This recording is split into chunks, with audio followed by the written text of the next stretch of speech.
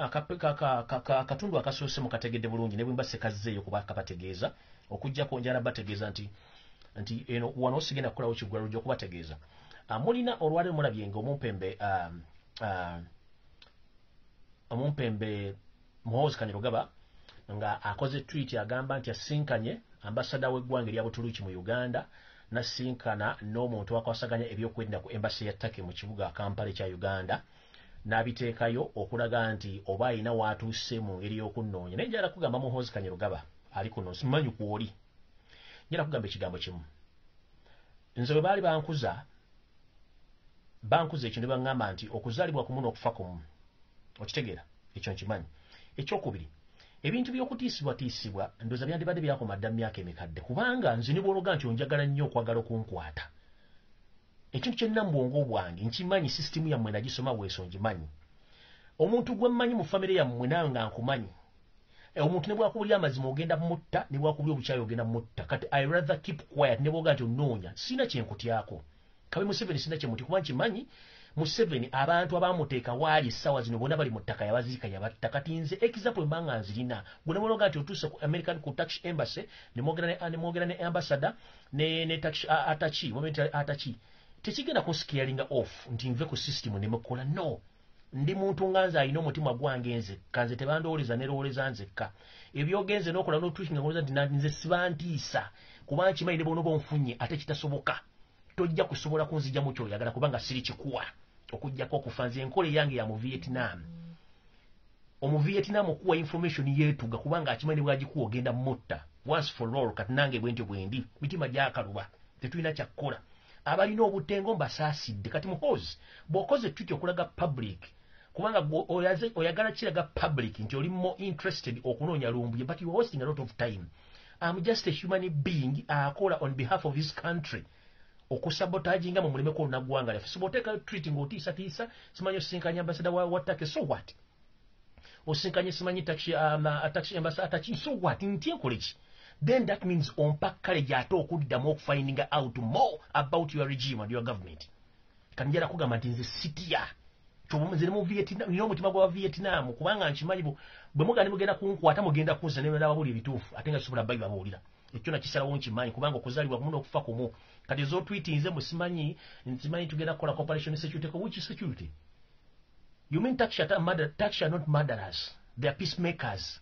Beba okubiri mu kuba n'amagye agakuuma emirembe mu nsi yonna, both NATO and UN.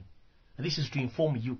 Kali gobo suina de bagenda kubeera moyo furufuto wa mwe simanyi wasinkanye to intimidate me no. Gundi nkugambye nze nno mutima gwa Vietnam kubanga akimanyi ne bonoga nti yagala kunfuna oba munkwate ne mugenda kunzita ola mwattaka yira eyabalwanira n'awana b'ekibuga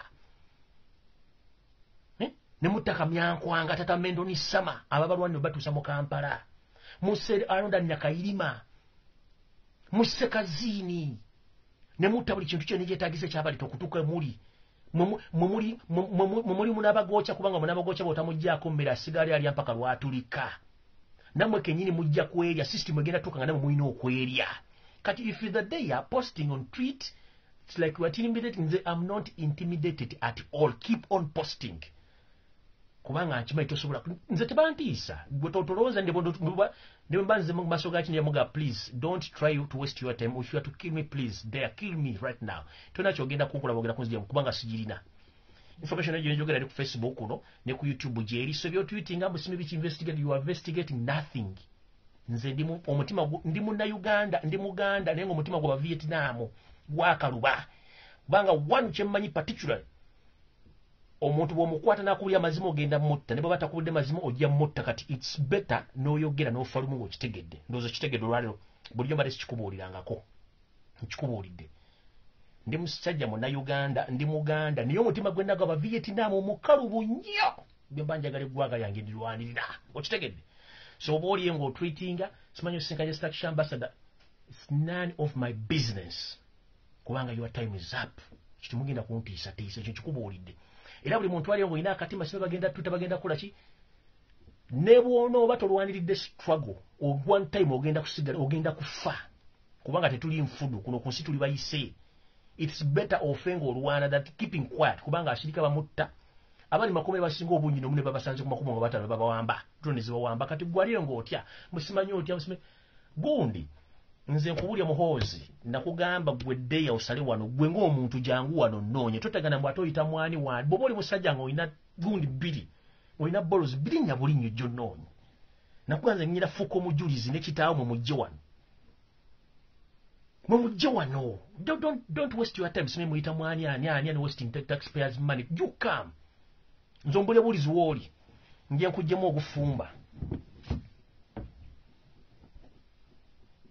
kola mwata kasirye gwanga mu 1988 gavumenti yabali bajuwambi kasirye gwanga najja nakola olugambo nategeza mu 70 waliwo abantu ABCD bagala kuwamba gavumenti yammwe no surviving until now no kwata waswa kasirye gwanga n'omutta n'omukuba essasi mutano yekera namukubira essasi namukubira essasi embuya n'amutta ate baani abala mutasobola kutta so gobooli ng'ogamba bisime biki mbabuulira mweyo gavumenti y'abasajja batemu ne bakolera ekirungi bajja kulya ate time egenda tuka nabo kennyini beerye do you copy so emutambula musimanyo ntisa tumotekayo tweet protection gendo gebino bene mukulembeze kubanga ya matalinga basigadde bo baweereza nga abantu abala gendo sigalo mukulembeze wo mwagala necho banga otisa mukulu emitima gyaka lwanzire mu Vietnam kiteba kunya tuyinza okuntisa kulwensi yange enfa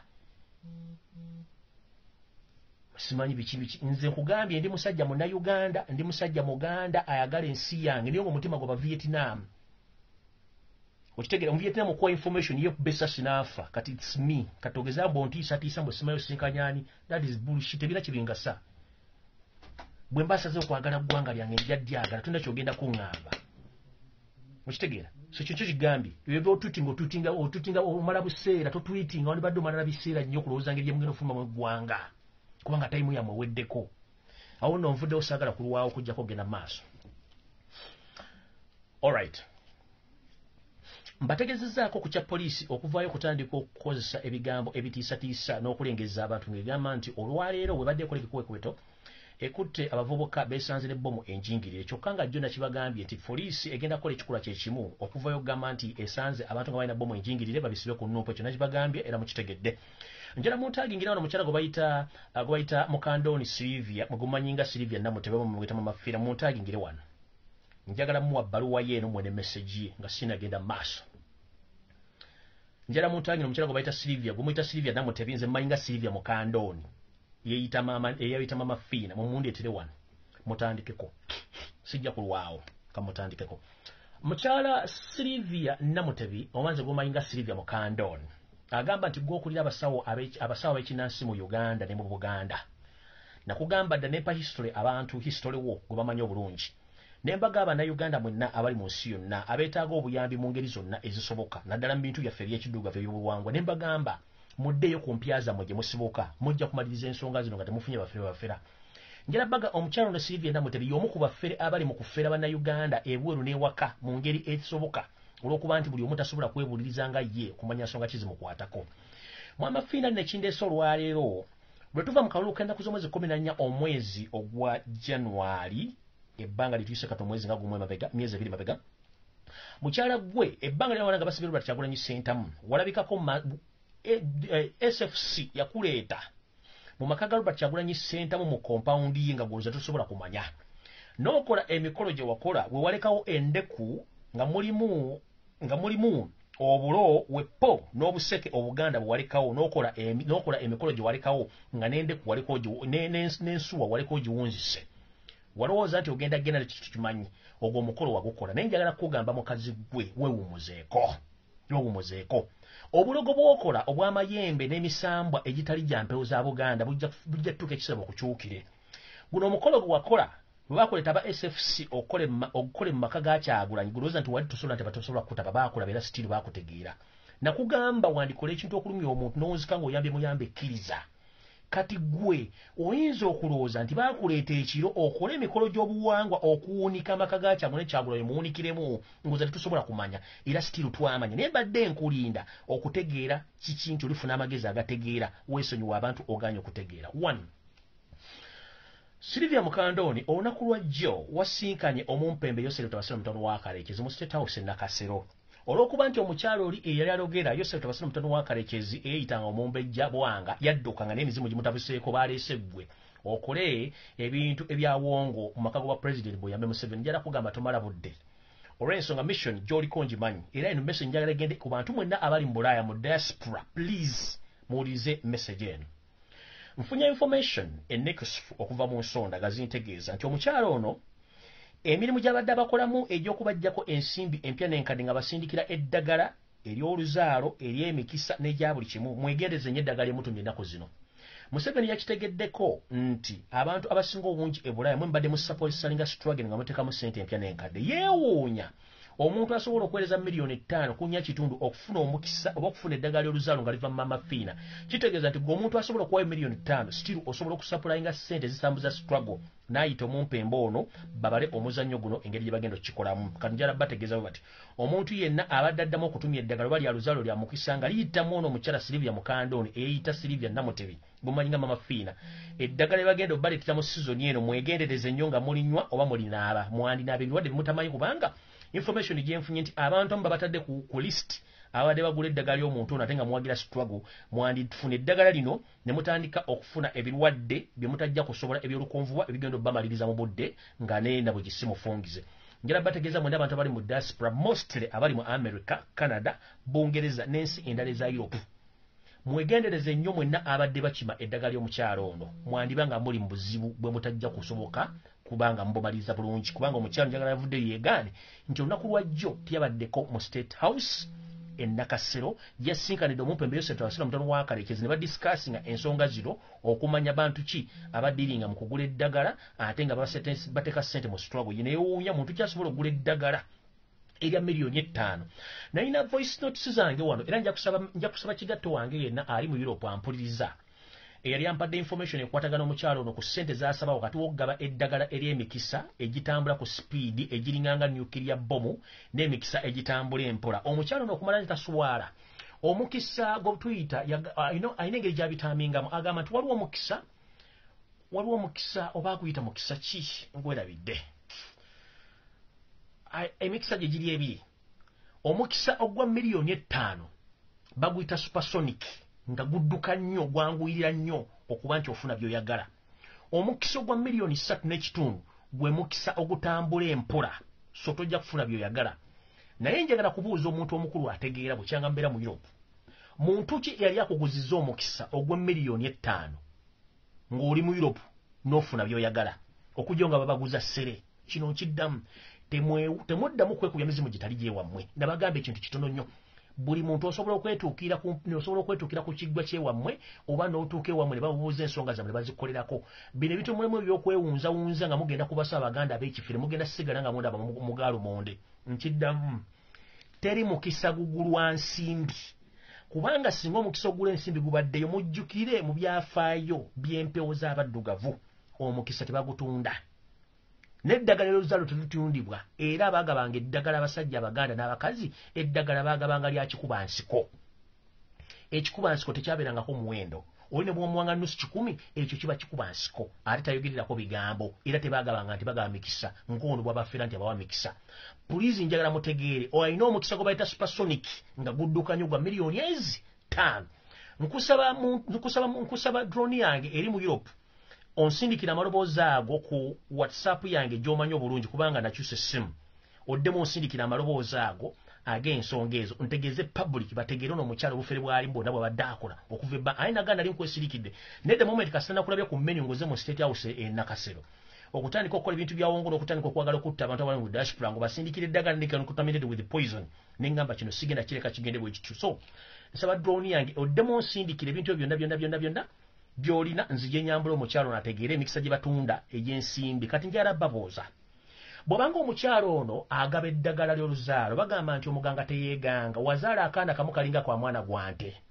gwe lwaki tozaala ku myaka gy'olina nga tolina ssente bw'obanga olina emikisa era ssente ozirina kyekikutwala mu State House okolere state era gwe lwaki ssente teziva ku muti ne zigwa wansi nga naawe ogenda n'okola n'ogulawo amaduuka bwe tugambira nti omuganga teyeeganga ono alinga kyando oba bigira emikyo gye baatana ku katale ekibiri bagusalako ne bagutako mu baafu ne gutandika okwogera gwe bayitanga musaafiri kati be bantu be bamu be bana bafere yakola sambu ayina emikisa egiwedde kumbe naye muferenga ye singa obadde oyina omukisa wandibadde tokola sente zandibadde zereeta zokka bw'ogamba nti ogaba eddagala oluzalo lw'abakazi abali mu Europe gwe maama akaana sente z'olina wandibadde ozaala kamu nga kambuzi wandibadde nawe weewa eddagala bagamuga nti yeganga wandibadde nawe weedewa eddagala n'ozaala bulungi nnyo mulekerawo okufera abantu ezo supersonic blessings zizogaba ku miliyoni 5 n'endala simanyi slowing blessings zizogabira ku miliyoni 3.5 abantu b'omu Europe mukule osobola okulinya ennyonyi n'ojja ku kiggwa kyewammwe ne bakujjanjaba n'oteera bulungi nnyo nga ne sente teziweddeewo nolimale kubijja byewammwe muve kubafera kati mbategeezeza bulungi nnyo omukyalo yadde mu State House naye nga ku musawo ze bategeeza mu nsonga ze bayogeddeko kwe kumwebuuzaako lwaki abantu abali mu Europe n'abali ebweru w'eggwanga basobola okuba nti basupportinga struggle nga bawa ssente empya n'enkadde era ye pulani gye babadde so omuntu yenna abadde atumya eddagala okuva e Kampala nga lya habbo liri mu bantu bano weegendereze engeri gy'onaabamu noonywamu eddagala lino kubanga terikyali tuufu awo nsimbudde ngenze mu maaso olunaku lwa jjo lwe lumu omumpembe Yoseri Tawasula mutano wa Kalekezi yasinkanye abantu bano mu State House e Nakasero nga bateesa ku nsonga gye bagenda okukwasaganyaamu obwegungo obugenda okubeera mu Kampala bayitha wufe tetulina bwegugungo tulina kwekalakaasa kwa mirembe mu bano mwabaddemu omumpembe Kiwanda Suubi mwabaddemu omukyala Ruth Nankabirwa Kibuule ewa Gibuule n'omumpembe Jeno Kale Kayihura yazina abavubuka bwe bulijjo basobi okuba nti babadde bamulinze mu mmoloka ya Primo ng'eyimiri eri mu maaso ga State House e Nakasero mwe bali baguumiise ekyabalese mu meeting eno kwe kuba nti buli omu addamu okuwa emundu ezisapulayiwa okuba nti bagenda kukwasaganya okuddamu okutiisa n'okuwamba abantu ba Nuupu bonna n'abawakanya enkyukakyuka mu gavumenti y'omumpembe Yoseri Tawasula muno wa Kalekezi naye njagala bagamba ekigambo kimu ebikolwa byonna bimukola ebiri okutulugunya n'okuwamba bannayuganda ekiseera kigenda tuuka mu mpawe kaaga nga kitono nnyo buli omu agenda kuddamu ebibuuzo by'alina okuddamu nga njala kubuuza mu bye mwajja mu Uganda temwasanga abakulembeze baaliwo singa baali bakola ebikolwa bibimu okuba nti ensimbi bazimalira mu kuwamba nakutta bannayuganda mwandifuze baani mwandiggyewo emisolo era bwe mba nga temwena kikyamu kye mupulaningira ggwanga lwaki mwesiba nnyo ku bannayuganda nga babakowa ne balonda Kyagulanyi Ssentamu ekyokusatu twebuuza obukulembeze bwa Uganda obutakyuka ng'ona mirembe emyaka 58 Uganda yakolimibwa yalogebwa oba yagiroga ali ku muti waggulu n'emugaazi wanise twagala kubuuza ekibuuzo kye kimu mmwe abali mu gavumenti y'omumpembe Yoseri Tawasula muno wa Kalekezi aboogera ebigambo ebitakwatagana ng'empale za mukama wammwe njala babuuza ekigambo kimu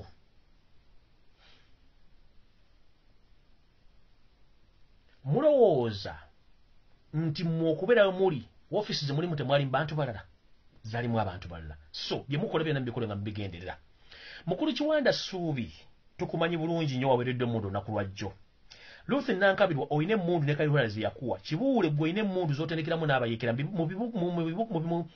mu bibira by'emukono eyo ne kale Kayihura kubanga muno mwoli weebuzaabuza ng'afukaana naye ng'atokyali mu gavumenti obikozesa njala kubategeeza ekigambo kimu ebigambo by'okwebuzaabuza nga mutabannayuganda bijja kubaggwera ku mumwa mu meeting eno bo tebabadde mu meeting babadde bweru era meeting yawedde nga buli mwaweereddwa emmundu okuba nti bagenda kukola omulimu ogwo kati wali okulya n'okukomba essowaani waawano Yoseri Tibahabulwa mutabani wa Kalekezi yagenze mu maaso n'akubira by'abashaija akulira amakomera gonna mu Uganda n'amutegeeza nti amuwadde olukusa olw'okutta be tuyita ba serial killers oba hard criminals mu Uganda yonna gye bali nga babeetaaga okukola emirimu mu kaseera kano ak'akazigizigi Museveni w'alabira ng'agenda bwe mulaba ku kyalo ng'omuntu eyatta omuntu afulumye ekkomera n'ajja ku kitundu mumanye yafulumiddeko oda ya mumpembe ani Yoseri Tawasula mutono wa Kalekezi bwe mulaba omuntu eyali omutaana nnyo mu kitundu nga badde mu kkomera nga yafulumye nga n'ebbanga teriggwa temubuuza yaani mujjukire nabagamba nti abantu bonna abadde bakolera Yoseri Tawasula mutono wa Kalekezi emizannyo emikyafu emisana babeera mu kkomera ekiro babeera mu maka gaabwe abo abatasobola kulabibwako babakunguza ne bafulumya eggwanga ne bagenda bakola emizannyo gyabwe ebiro w'eggwanga gye basasulira ensimbi empya n'enkadde mu kino ntegeeza ki abantu bangi nnyo bamulowooza nti bali mu ggwanga baba bali mu kkomera nga tebaliiyo na mu kino mbategeeza nti n'omukyala eyatta kaziini ali Tanzania mu kitundu gye bampangisiza amayumba gyali mu kulya ensimbi empya n'enkadde waliyo n'omuntu omulala sitiru ali mu kitundu kyekimu ddula luwaali era ne bampangisiza amayumba nefuna ne information nti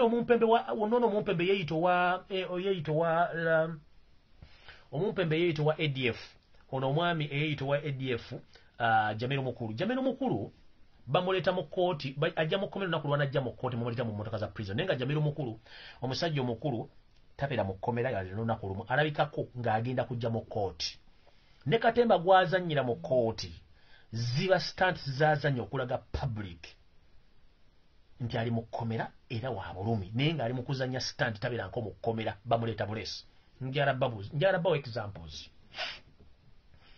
tukimanyirunye nti Museveni talina muyeekede n'asigala nga waali ng'ali ku oligino bonna abasse nga ne Koni yennyini yali ekifaananyi kye Koni yabula takyamanyi gy'ali alisira kwena yabula Museveni n'amanya nti ADF ebadde mutawanya emyaka 18 mpaka leero ne bakwata omusajja ne bamujja Tanzania ne bamuleeta mu civilian court lwaki bamutwala martial court that's the big question nkiddamu bw'obanga abantu bazannya katemba njala kubuuza lwaki Jamiru mukulu gwe baakwata nga abadde label for 18 years nga ssa abantu n'abaana b'ekicwamba n'abookya lwaki bwe baamukwata omujja Tanzania baamuyisa buyisa mpaka mu public court mu civilian court lwaki noti mu martial court webuuze lwaki abadde omuyekera nga Museveni amunoonya lwaki amuleeta mu civilian court rather than a military court martial nga baganda baffe eri mutwe akwata mashini esala enviiri nakana akaswacha akatereza ebirevu muganda ffe Nubian akwata microphone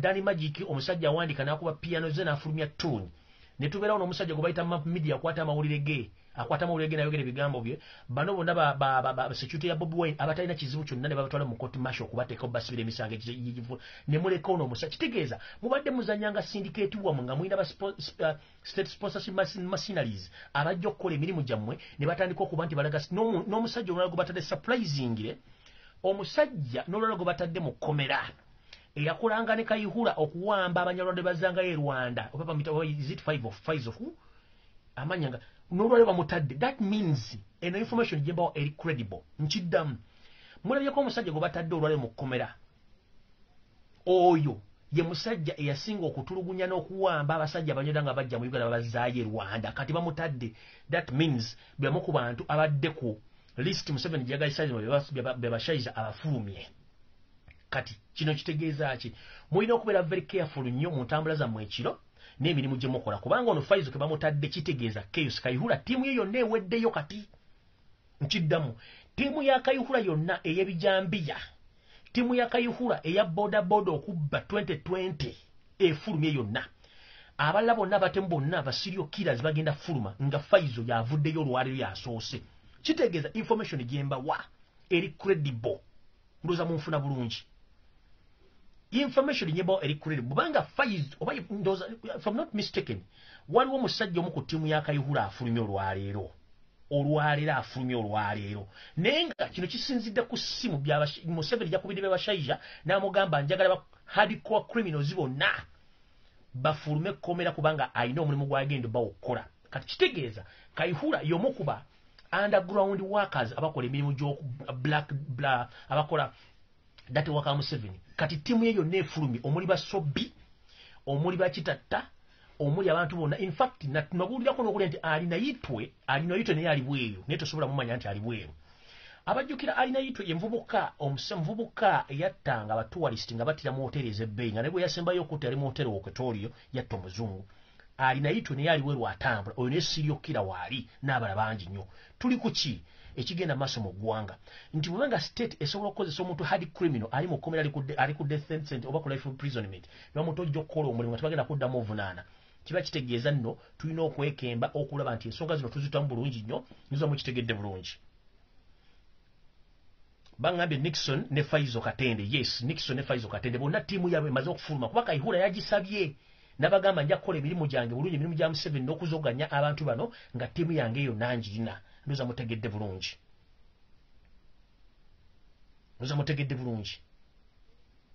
eyo ttiimu ya Kayihura gye yakolanga Kitatta giyali gisimanyi giya boxi abo Faizo Katende bani bonna n'abalamwe bali mu code system bakola emirimu egyo gy'okuwamba n'okutta abantu so binayi n'ekibinja ekikye era siri Kayihura era yakimanaginga so no mutegeere ba serial killers Andrew nayo tobatamumanyi ye mvubuka yali omutanja mu kutta abantu mu Kampala oyo ne tali mu kkomera mbagambye ekyomusajja gwe bayita owa ADF oyo ne tali mu kkomera lwajja mu kkomera bamuleeta nga ali mu motoka ya prison mutunulira abasibe bonna babadde mu kkomera mutunulire nabane bakataba nabaloza batta abantu mu bomu yakuba erugogo mubatundire efana gye bafanamu muba comparing eno n'omusajja wa ADF mu comparing efana n'entuna si kyekimu banja wulo nnyo oli ayina n'amaka bamuzimbira amaka na sente pya n'enkadde okitegeera so no awusigenda kulwa okubategeeza nti mission nayo weeri ngenze maaso mukulu Aruna Kasolo nawe ntegeddeko nti olunaku lwa leero oyitiddwa mu State House Entebbe e Nakasero okusinkana mu mpembese tunasira mutano wa Kalekezi ng'ogenda kukwasaganya ensonga zeno ekyotera olw'okuba nti mwategeddeko nti abantu bangi bakyawakanya obukulembeze bwa Museveni so Aruna Kasolo nawe ogenda kuwebya mundu nga bulijjo otandika okukola omulimu guno naye gwe tukugamba nti time oba obudde obwo bwatuukadira kuba nti kano tatana kusalawo kufuna so abantu bekyotera mwena mukitegere nti omwami ono ayinza okuddamu okukola effujjo gye bujjawo katonda ensonga nti abadde aweereddwa ensimbi n'emmundu okukola omulimu ogwo era temwewunya nga abantu bazemu bakwata mu kyotera tujja kusaba mukulu Geoffrey Lutalo gy'oli ng'okyaliyo nga tewasirika busirisi naawe ozuukuke otubulye ku bintu bino wammanga ebigenda okukolebwa kubanga soon or later bagenda kuddamu okuzoganya ekitundu ekyo ngenze maaso information gye nnendala etegeeza nti omumpembe Kaloli Charles Peter Mayiga wasaanya onono ng'aluubirwa okufuuka vice president wa Uganda ng'ave ku bwakatikkiro aleke omumpembe munne Kiwalabe Male omwami ono jjukira babegako bamuwa obumbi 38 okugula abakulembeze bonna abannumpa okuva ku mutendera ogusooka ogwa bakansala mpaka ku MP ne mulemesa okubanga ensimbi zisaasana okuba nti mission nnyingi na zitta omwami ono ensimbi zino zimusabiddwa azizeeyo zigenda kukola emirimu gino wammanga era simanyi oba azirina omanyi netalidde ensimbi alinga ku maka akasooli Mayiga Duke sente z'abasajja osyazirina Mayiga sente z'abasajja osyazirina biliyoni 3.8 kuba ntegeddeko nti bazirikolinzo zizze zigenda kukola emirimu gino wammanga mirimu ki wetwogerera omumpembese tunosera mutano wa Kalekezi talina nsimbi zimwe ku byampi kyovula bagezaako nnyo okuba nti asaba ssente naye nga teziriiwo yayise Kaloli wasaanya Charles Peter Mayiga n'amugamba nti ensimbi obumbi 38 bwe nakuwa anti bwalemesebwa omuntu ayogera kati essaawa zino okuba nti obusaasaanya n'oggula abantu ba noopu ssente nzeetaaga zigenda kukola emirimu gino wammanga yegino wano wammanga buli famire y'omuntu yonna eyabuzibwawo oba omuntu eyattibwa Museveni ateeseteese omuwa enguzi omuzibu omumwa obutabeerako mu mawulire gaayogerako oba butabakuba ku kintu kyonna kyayogera mu public eri famire ye nga bwe yagamba nti agenda kusasula abantu bonna abaafiirwa baabwe oba abantu abaakwatibwa mu kwekalakaasa buli muba muwe ssente asirike so buno obumbi 38 bugenda okukozesebwa okuba nga basasula abantu abo bonna ba famire ezicomplaining abantu baba battibwa n'abalala batanalabikako so nga tukitegeera bulungi nnyo nti abantu bangi Museveni abatali mu likodi bwe musse abalamu baziise nfunye ne information endaga nti ne South Sudan bannayuganda bangi bafiirayo olw'ebyobufuzi olw'ebyobufuzi ng'era ntegeddeko nti omumpembe Muhoozi Kanyarugaba baamuwa n'ebitundu ebimu okuzikamu bannayuganda ababatiddwa mu kitundu ekya South Sudan information naye gifunye njagadde gibategeeza era nsula Muhoozi kuno kuwoli Muhoozi kansuke nkubuuzeemu nga ffala bw'oba toli lunatic oba nga tolina bulwadde kirwadde mu mutwe ku myaka gyo mu myaka 10 weeraba luddawa kubanga myezi 2 mugenda kubanga vudde mu State House awo mu myaka 10 weeraba luddawa kati nze kankutunuzeeko mu myaka 10 wogenda okubeera okuva myezi 2 okuva kati 1 oteekeddwa okuba either ng'oli mu International Criminal Court ye punishment yesooka oba oyinza okuba ng'ogoberedde jjajjaawo Kalekezi ku bintu bibiri oyinza okufunako kimu I'm not a foreseer but I'm predicting in 10 years from now but mu myezi 2 from now oyinza okufacinga ebintu bino wammanga either oyinza okukomekkereza ng'oli mu International Criminal Court oba ng'osirikidde ng'ogenze okulimira jjajjaawo kasooli Kalekezi gye kitawo gye yamuteeka emagombe gye yamuziika ng'ogenzeeyo ku bintu bibiri ogenda kufunako kimu bw'oba toli mu International Criminal Court ojja kuba ogenze ennyindo gye zirembekera mukoka ng'ogenze okusinkana jjajjaawo Kalekezi I'm not a foreseer but I'm predicting here. If you don't stop your madness of killing innocent Ugandans, I'm here just to predict your future. Emyezi 2 okuva kati bali ogwokusatu n'ogwokuna nga guggwako waliwo fete yeyinza okutuuka neze nkubulidde kugira emyezi 2 gavumenti yabo bwekyuka either ogenda kubeera mu International Criminal Court oba ogenda kubanga oli wansi ennyindo gye zireberekera mukoka ku ebintu biri ojja kufunako ekimu.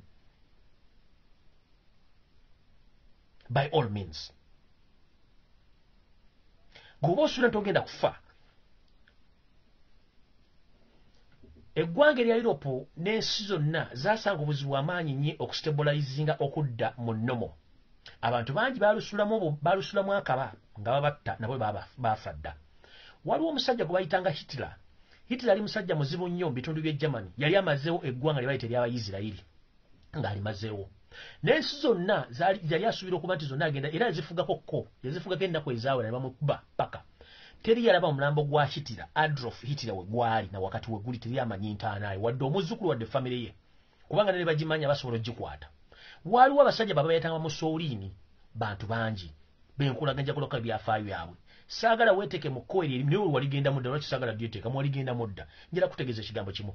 Mukulu bw'obanga otunula sooka otunule wooli ne wava olyoka otunula olyoka otegere biki by'okola. Mwandibadde mwesonyiwa ensonga y'okutta bannayuganda n'okubawamba. Kubanga bannayuganda balinga nswa. Abazala batanavaawo ne bw'onookola otya enswa zijja kubuuka. Abazala batanavaawo era bajja kubeerawo. Tosobola kuddira ggwanga lonna muliteeke mu panic mutandika okutta bantu ng'ate enkya bazaala kimujja kisobola.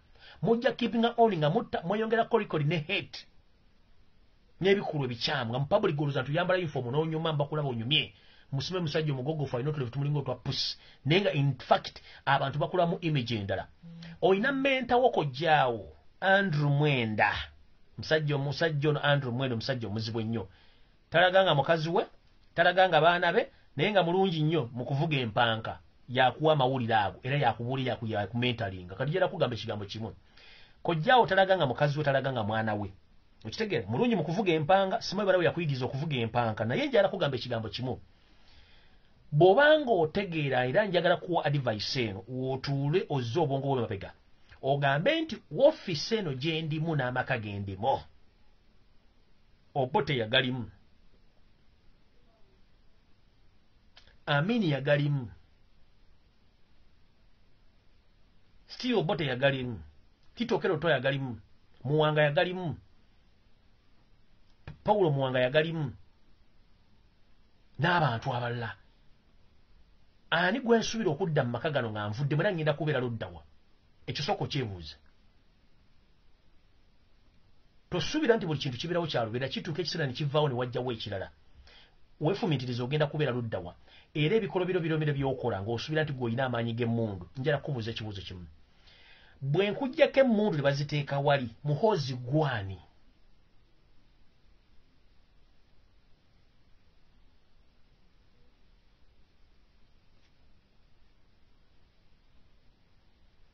Bwe nkuggyako emmundu AK-47 Alexander Kareskonova na Musa, who the hell are you?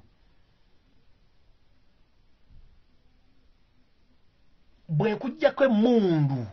In fact, let me ask this a simple question. Nkibuuza famire yammwe. Nabano bonna bakanywa mu cyber Abel Kandiho Sabiti Muzeeyi Museveni kenyini kwekamba buuza ekibuuzo kino. Singa kinakeera ku macanga temukyalina mundu zino ze mulina. Mmwe baani?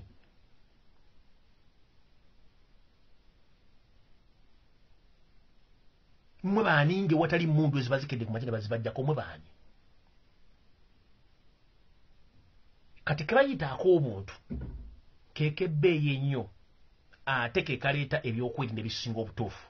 Zino emmundu zibalimba ziringa mwenge. Byolowooza nga tonnanywa mwenge si byolowooza ng'ogunywedde. Muhoozi ne famire yo n'abali mu gavumenti bye mulowooza nga muyina emmundu si bye mulowooza nga temuyina mmundu. Kyenjagala mujjukire.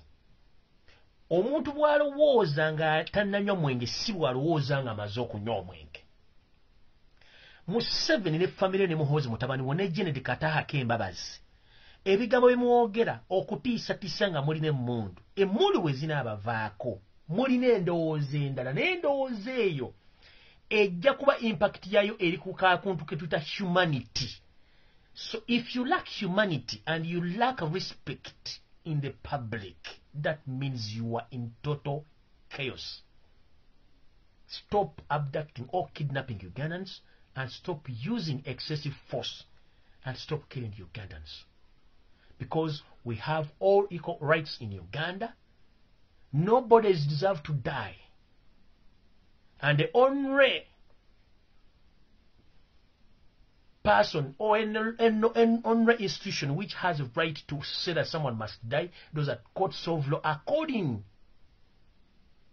to the judgment of the judge in a certain case, but not as an individual that you have a right to shoot and kill. That's the wrong information and the wrong format. You should think twice before you give orders. Mulekera okutta bannayuganda. Mukuleke kuwamba bantu. Muhoozi, without a gun you are nothing. Museveni, without a gun you are nothing. Janet Kemba, without a gun you are nothing. Sam Kutesa, without a gun you are nothing. General Salim Sare Akanda Naho George, without a gun you are nothing.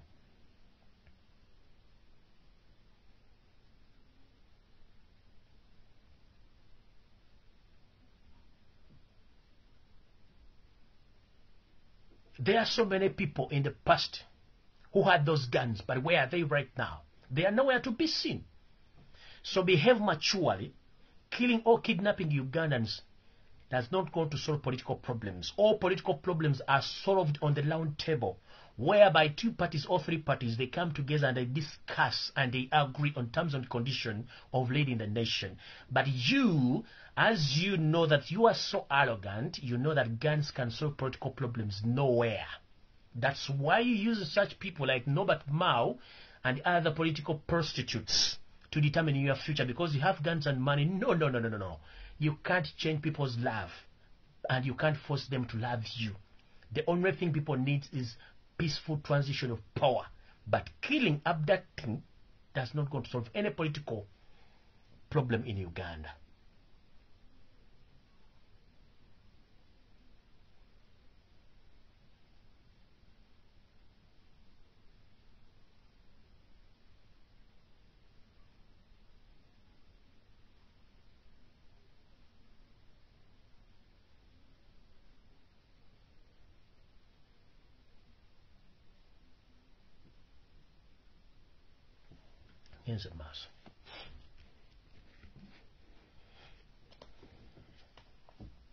So mbadde nandazzemu awo naye nga njala tegeeza omumpembe wasaanya Kaloli Mayiga ne mukama wo Yoseri Tabasiro Ntono wa Kalekezi ensimbi ze muteekateeka okuwa bannayuganda nga mubwattira famire zaabwe.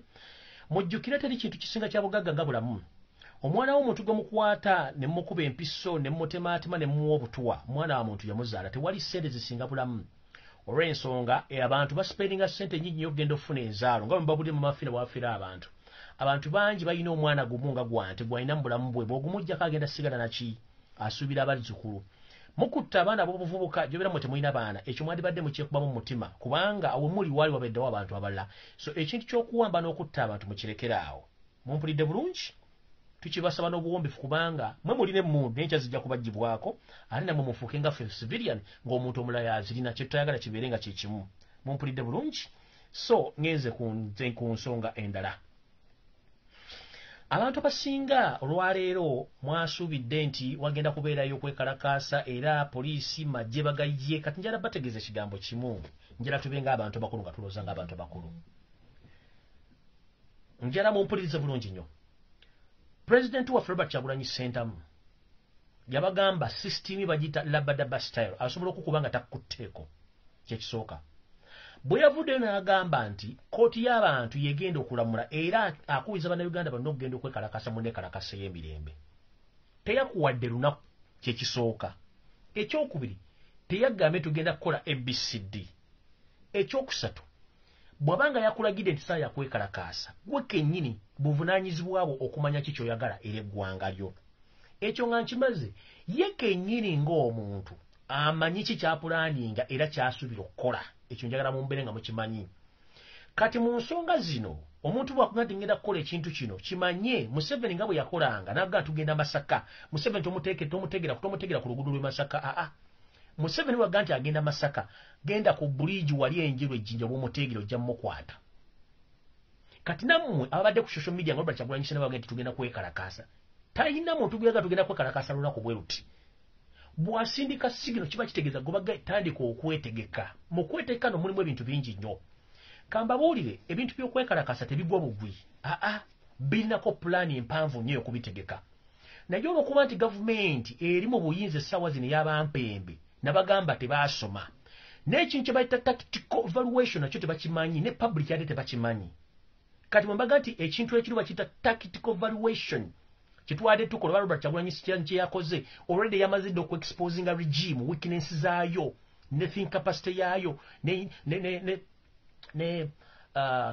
intelligence yaayo balowooza lunaku kibategeera kibayinawo kati twagenza okukera olunaku lw'enkya olunaku lwajjo baliyo amagye basuze bakwata abantu bakuba emiggo bataddewo kafyu bataddewo reblock luwamu kati kiba kitegeeza mu tactical evaluation we've already evaluated the Museveni's system of combating rioters but for us you might think that we are going to riot but let me tell you this thing ebintu birala nnyo mwe mulowooza nti we are focused on rioting please we are not going to riot no ekyo bakiyita tactical evaluation Museveni wadde amagye gonna gabadde gakuuma entebe gonna n'ogayiwa mu kibuga n'obapakira mu biro ne bayingiza ekibuga n'oddira mamba zonna n'ozirwa mu kibuga mukono Kampala Wakiso wonna Mityana Road na Teto n'ojjuza amagye kati let me ask one question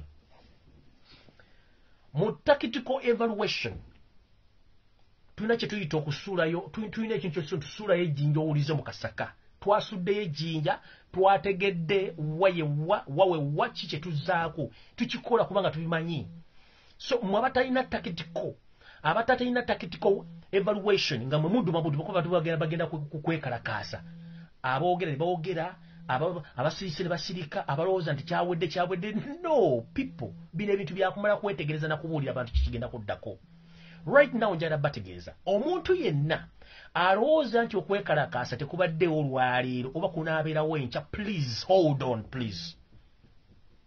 on please ebintu bingi ebibeera mu bintu bino wano mubeeramu okwetegereza mubeeramu okwetegeka mubeeramu okumanya ani gwe mudiringa neyaani weakness ze kikyasobola okukola kikyatasobola kukola kati ffe tukyakola kye tuyita tactical evaluation ku regime y'omumpembe Yoseri Ntono wakalekezi as we look into his weaknesses zalina right now kubanga one economically Museveni akola bubi he can't stand to pay those soldiers on street even for a single week takisobola kubanga he doesn't have money talina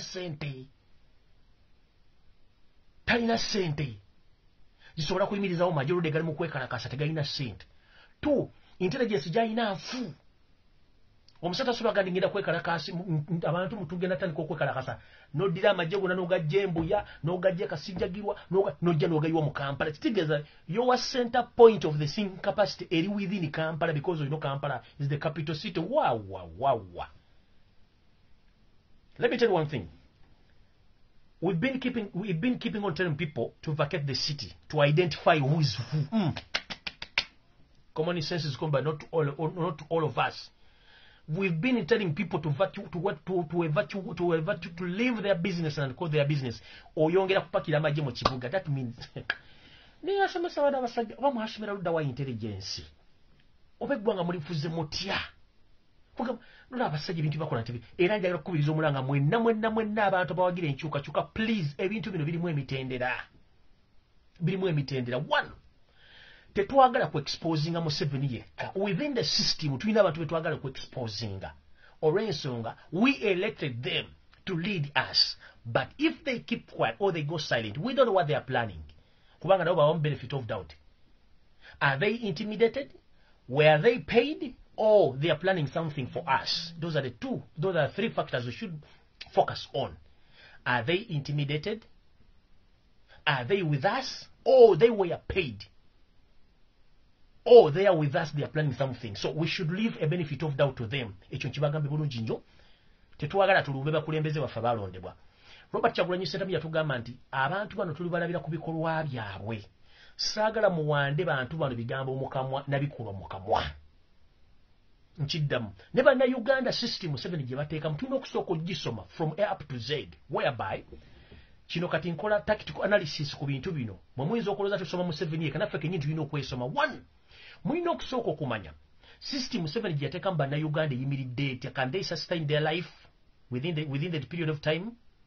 2, can someone stay a week without working? 3, security organs obwongo bwazo bulowooza butya? 4, methods ze tugenda okukozesa. 5, baani be tuli nabo. 6, the bigger threat in this transition is the intelligence network.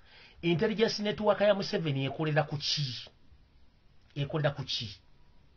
Kyobosoko kubuuza. Intelligence network ya Museveni ekolera ku ki? Kyosoko kubuuza. Oyina okusooka okumanya abantu bameka bali mu intelligence ya Museveni abali mu kintu kino. Osooka no bali bameka. Kyosoko kubuuza. Gw'osuubira abantu bameka ekyo n'okiteeka wali. Osubira abantu bano bosubira okujja okugera ku street can they sustain themselves? Ekyo nakyo n'okibala. Ekyo oba okimaze okukibala then ogamba okay katugenda kukola ekintu kino bwe.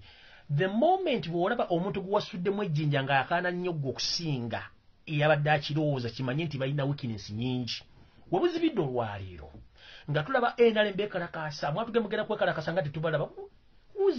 For us we wanted to know your thinking capacity and your ideas. Lwaki ate bwe mwagala nnyo ffe twekalakaase? Kiki kye mulina kye mukweka? Kinyo kye mulina kye mukweka mu kintu ekyo mwagala nnyo? Ngera mune ku TV nga ate kati basajja mutuswaziza nnyo mwatugenda mugenda kwekalakaasa. Mutubalemu ku magezi naffe tutegeera we are not goats. Tubala. We are not goats. Bobi Wine musajja mugezi nnyo. He doesn't evaluate NRM and Museveni only. Also, he evaluates himself and his so-called leaders of NUP from the grassroots up to the parliament level. He's evaluating. Now, only akubala bada bus title. He knows that he's evaluating Museveni, but he is evaluating each and every. Yabagamba tu balabida kubikolwa byawe. Ask yourself. Abantu basinga mwe na faces of Fesiba bagenda kwekala kasula abantu bagenda kubada banji. Nobody appeared. And it was normal business in Kampala, although the number was small and some shops were still closed. But ask yourself, why is it that Robert Kyagulanyi Ssentamu today he had attended the parliament of Uganda peacefully? And he was so energetic and very happy. Ask yourself why. This man is blessed and so intelligent.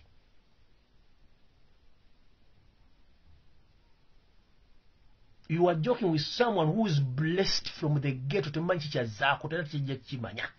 I'm just here kuba directing na kuba ogamba chiche kigenda okuddako. Chenyizo baga kiri bwekiti. There are so many ways. Those ways are going to be addressed, but not as early as possible mbali mu kirowooza. No. Muyina okola kye tuyita valuation mu bintu bino. Tutandikira wa tutandisira kiki ekigenda mu maaso abantu olina okubeera n'ebintu bingi, but the moment you think tugenda genda bugenzi bwetu timukulu. Ebintu bingi ebiri mu kintu kino kisookera ddala bingi nnyo. One, ffe twamaze dda okola kye tuyita very tactical valuation mu gavumenti ya Museveni tugyetulayo no twategedde biki balowooza. Both ya mentality kuŋŋaanya abasirikale bonna n'emmotoka ziwe mu Kampala. But remember twabagamba abantu muve mu maduuka muve mu Kampala mutulekera abantu bano tubategere bali. Kuba ffe kitubadde twagala. Tumanye bali bameka abazi bameka motoka mbeke tumanye nga tuwali civil twagala civil ne casualty yenna mubaleke bepakire kwa tegedde weak point weziri tutegedde wate kwa amaje kati bagateeka bagasasanya kati boga kuwanya na ogaje ne bugaliwa mu Kampala wowe kwe kuteeka amaji gonna mu kisero kimu no gateeka muno gateeka nolinya ku kikuta kya nokunya ku kikuta kya bugu ya Yoseri nkuna no balance ne tulezo ne ziika mu 7 kyali kesawa zino kye tulina okusooka evaluating. Kutegera tulina ebintu bingi. Politics alimu amakoona mangi. Politics alimu ebintu bingi nnyo. Gwebuuze lwaki NRM badde mbali watu bagenda kwekalakasira mwekalakasiza lwaki balina interest nnyo ffe tujje twekalakase. Soko kibale. Lwaki bagambye nti basanze bomu enjingirire mu Kampala bakutta abantu bazirina. Ani yazikoze? Ngate jona bagambye nti bagenda kuleta avuka ng'ayina emmundu balina amayinja balina bomu enjingirire ne kibaawo. Soko obuuze kyazze kitya. omanyi how much money they bapayinza abantu babadde mu police station ze babadde ku 10 mu polling station nga bawadde sente babadde police sa munana gwa kiro nga basula tugenda kwekalakasa oluwala. How much money they spend? That means you force Museveni to spend more money on things which are not going to happen right now, because if you evaluate the demonstration which we are playing right now, it's not the same as that one in Cameroon or Egypt. We have the long plan, not see a wiki bidi. But before we make sure, kumina bidi ogo kutantiri kulayira, Kyagulanyi no kulayira. Mukitegedde, Kyagulanyi no kulayira nakuzo mwezi 12 mwezi ogwokutaano kye mba mumanya. Si yakuduma. Abakamerun tebavudde buvi mu bbanga from nowhere. Baludde nga bapulaninga ekintu kino. Nga bakipulani. So Kyagulanyi sano gati tugenda kwekalakasa mu nekalakasa y'emirembe. Tiyakugambye nti genda ku street immediately. No. Yakugambye nga batugamba get set your marks. Get set. Kati go bagamba nti go. Jukira buli step gye bagamba get on your marks. Teeka amavivigo gonna abiri ku ttaka abali badduseeko. Baga get set on your marks. Get set. Kali baga get on your marks amavivigo gonna gabeera ku ttaka. Get set erimu n'oluyimiriza mu bbanga. Bwe bagamba go n'olyoka ofubutuka. Robert Kyagulanyi Ssentamu bagamba get on your marks. That was the first word. Tena bagamba konti go. Go and watch his video. Abali baduseke emisinde baga ziri rules 3 ng'ogenda okudduka bagamba get on your marks, get set and go. Those are the 3 procedures omuddugavu zakola ki omuddusi zagenderako. Robert Kyagulanyi Ssentamu yaga get on your marks. This is what you have been waiting for, but tana kugamba nti go oba kola kino tutandikira wano tukwata kiri bino teri agenda bibanyonyola okujja konzo wengala bizengendo bibanyonyola.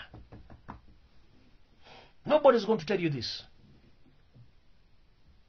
We are on get set or get on your marks.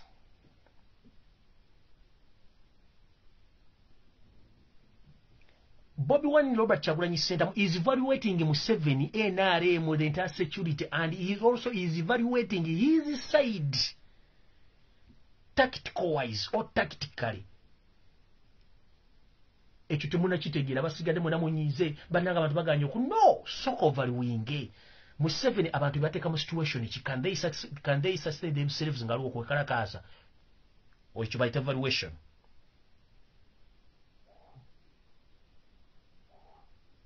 Labada basi mumwiza okuda msimanyi goloza lwaki NRM badde yesunga nnyo tujje twekalakaasi. They spend billions of money just that night. Zikoze ekyo olwaliro zikoze eki?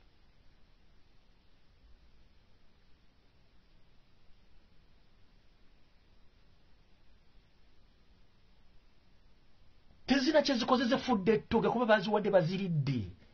Museveni ordered byabashaija to release all the hard criminals. For what use?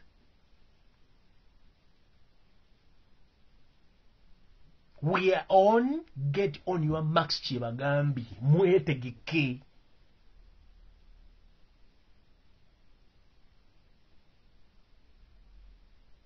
If you think that Robert Ssentamu is confusing NRM and Museveni, also is confusing his people, because he knows the people whom he deal with.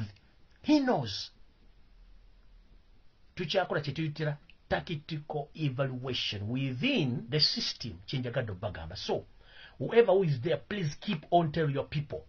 Keep them to organize themselves.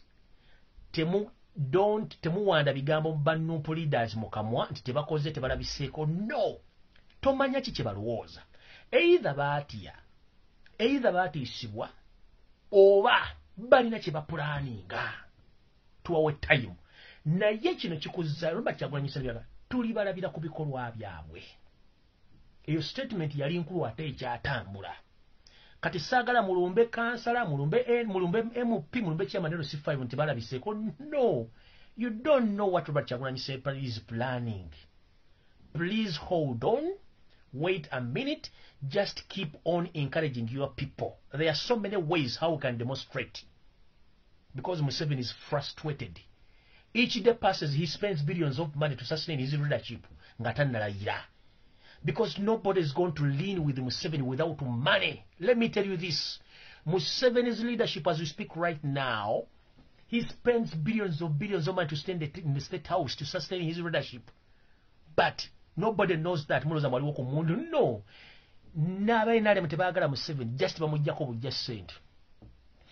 let me tell you one thing. In life, this is real question.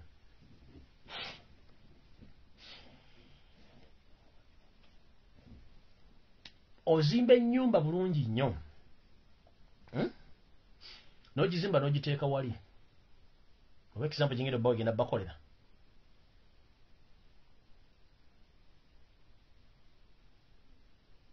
Kanjireke ne kambagambe bwenti. Museveni ekintu kibasinga omwagala kuba mwagalako ssente kuba bazimanya azina. Olwensi kuba kimwe Museveni ali mu Uganda mu bukyamu. Ali mu government ya Uganda, ali mu ya Uganda mu bukyamu. Ebintu byonna byakola abikola out of law. Kati balina kukozesa chance mu bbako ssente. Whereby Speaker Rebecca alitwala Kadaga ne Parliament. Bafeze Museveni ensimbi empya n'enkadde. Whereby okukyusa term limit ne age limit. Twalina okugenda mu kyetuyita referendum. Abatamanyi referendum ke kalulu ak'ekikungo okwebuuza ku bannayuganda emyaka gikyusibwe oba ebisanja bikyusibwe. Mwawulira yakalulu ako tekaagendayo. Ababaka 542 Museveni yabapokera omusimbi omuyitirivu obutakkiriza ku bantu kugamba Electoral Commission okuteeka akalulu ka kikungo n'akimalira mu Parliament. That means he spent billions of money. Ekyo ne bamufera ne ziyitaawo n'agamba akiyiseeko. Awo gonna bamenya amateeka. Ne tugenda mu age limit. Still age limit twalina kudda mu ki mu referendum mu kubuuza bantu tukyuse emyaka. Museveni akimalira mu Parliament n'awa billions and billions n'omufera ezino nenga kimenya amateeka kubanga ne tuba tugenze kuwamusa tubagamba no.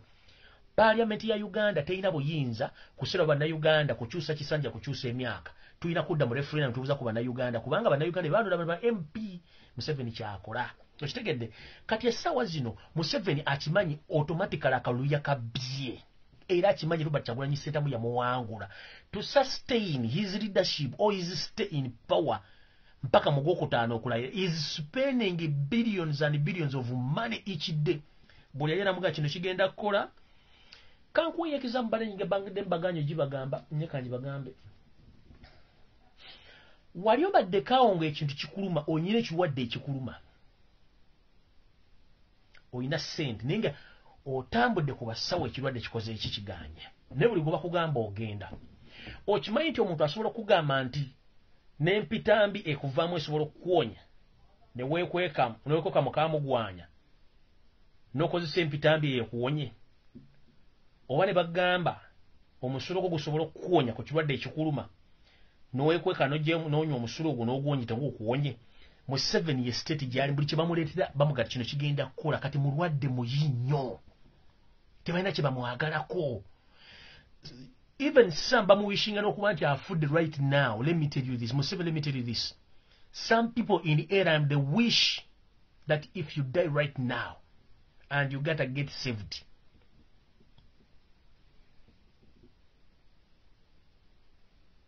ekirwadde bwe kiba kikuluma basobola okuga nti gundi empitambi esobola okuwonya n'ogenda ne weekweka mukamugwanya n'ogyesokomera n'olaba nga towonyi n'omulala najja nagga nti omanyi nti omukojo gwo gukola ojja kuwona n'ogenda ne weekweka n'ogunywa ne gugaana. Oba ne bagamba namanyi nti seeka ekirwadde nga kikulumye nnyo naye bwe twali ebbama eyo nti baatugamba nti munabagookya ajja kuwonya ekirwadde ekyo wabula era seeka ogenda kunoonya omuntu akuleetera munabagookya mu nkutu. Munabagookya ojja mulya naye nga ku luhani tekukkiriza kiri haramu ojja kulya munabagookya olwo ye state of kwagamba ya Museveni gyali buli kimu bakimuleetera kimukolera. Museveni omuganda kati atambule akuve State House Entebbe atambule mpaka Nakasero nga ave mu State House Entebbe ng'ali ku bigere ekiro ng'atambula ali bwereere asobole okuyingira okusigala ng'afuga Uganda asobole okukikola. Kati buli omu bw'ati bw'amukola Museveni bw'ali. Kati Robert Kyagulanyi Ssentamu amuzoganya talina na pressure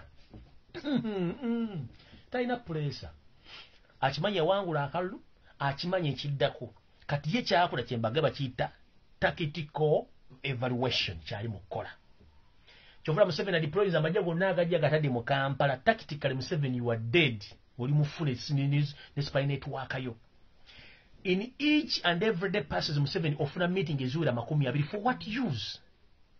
You even invite the dead people to come in the state house discussing politics, how to survive. Buli lunaku Museveni atuza meeting eziwera 20 n'abafu abayita bateese ng'ayagala kusurvivinga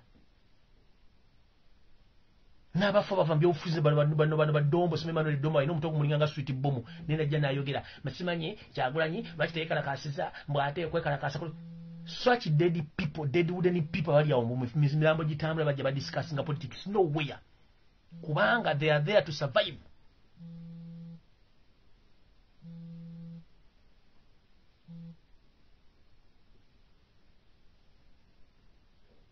Tostegera ye state Museveni gyali bagita kwagamaya tamanyi oba anakeesa tamanyi oba anaasulawo tamanyi oba anaakola kino nolaba ne embuzi ye mbwezze mbwesinkanya ambasada wa Turkey ne defense attache mbwetiise mbinagenze ndi mu Vietnam mutima ogwendago ba Vietnam